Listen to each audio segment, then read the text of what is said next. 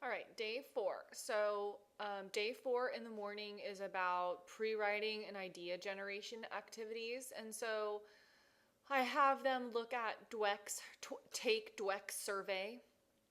I think it's a good idea for them to actually look at what the survey is like in order to come to their own conclusions about whether they think it's flawed or not. That was one of Rose's points.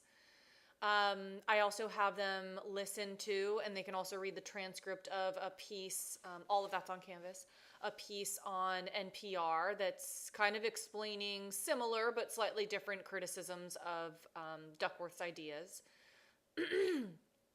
And yeah, there are several activities just for idea generation. I also think it's important to have them return to what Dweck really said. Think about some defenses of her, because at this point we'll have looked at two different forms of criticism of her ideas.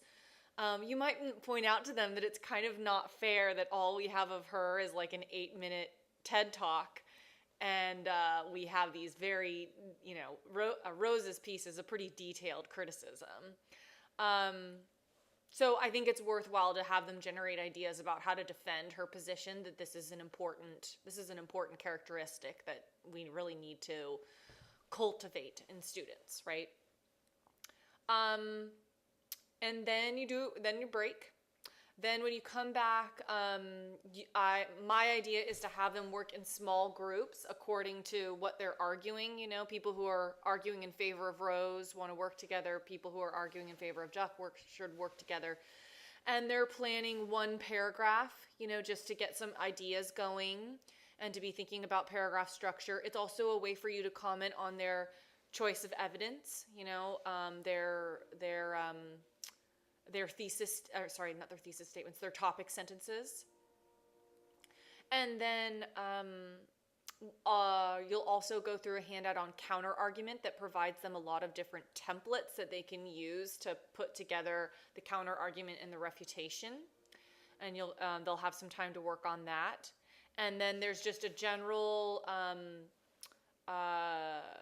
graphic organizer for an essay that they can use to begin really planning exactly what they want to do.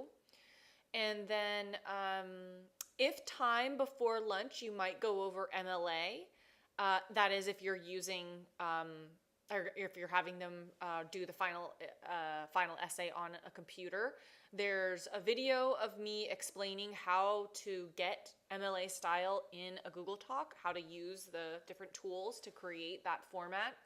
And then there's also a link on Canvas to just a sample of MLA format.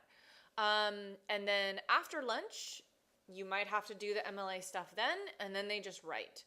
And the one thing you should have prepared for day 4 is, how are you getting them feedback? Are you going to give them feedback through Canvas? Are you going to email them?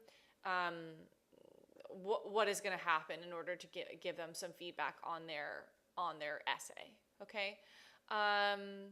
So that's that for day 4. It's pretty simple. And let me know if you have any questions.